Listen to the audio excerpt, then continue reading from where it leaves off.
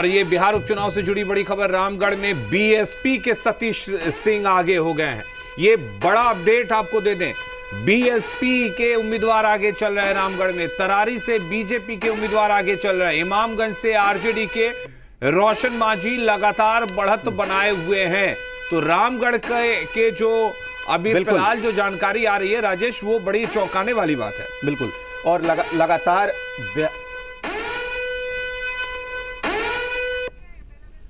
बिल्कुल बेलागंज की सीट से जेडीयू के उम्मीदवार मनोरमा देवी इस वक्त आगे चल रही है। तरारी से बीजेपी के विशाल पांडे आगे चल रहे हैं।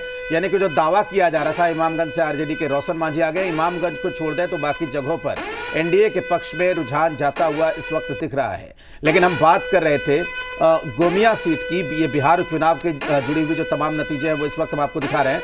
धीरज जी, आप सुन पा रहे हैं मुझे? ठीक है,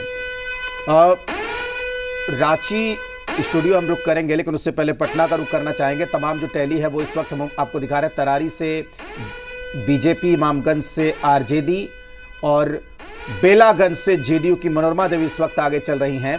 ये इन सीटों के रुझान हमारे सामने हैं। नीरज जी पटना स्टूडियो से हमारे साथ जुड़े हुए हैं बीजेपी के। नीरज जी, आप सुन पा रहे हैं?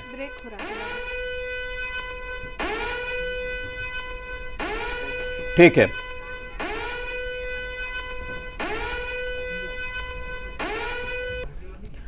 अरुण जी हमारे साथ पटना से जुड़े हुए हैं। अरुण जी, बेलागंज से मनोरमा देवी, इमामगंज से रोशन मांझी, तरारी से बीजेपी, ये हो क्या रहा है? क्या आप इसको देखकर क्या कहेंगे?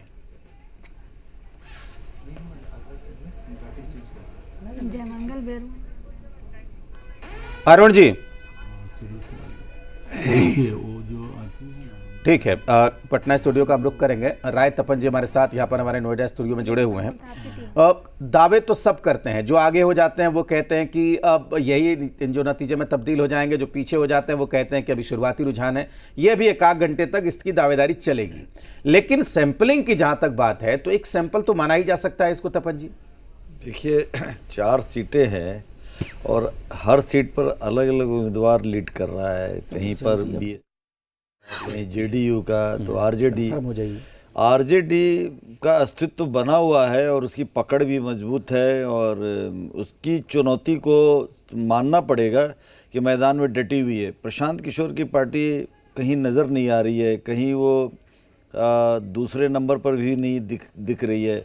तो ऐसे में ये प्रशांत किशोर को लगता है कि अभी और मेहनत करने की, मशक्क़त करने की ज़रूरत होगी। इस इलेक्शन में किस गठबंधन को कितना मिलते, 4 में से कितनी सीटें मिलती है, उसका एक मनोबल बढ़ाने में सहायक होगा अगले साल के विधानसभा चुनाव में कि भाई हमारी पार्टी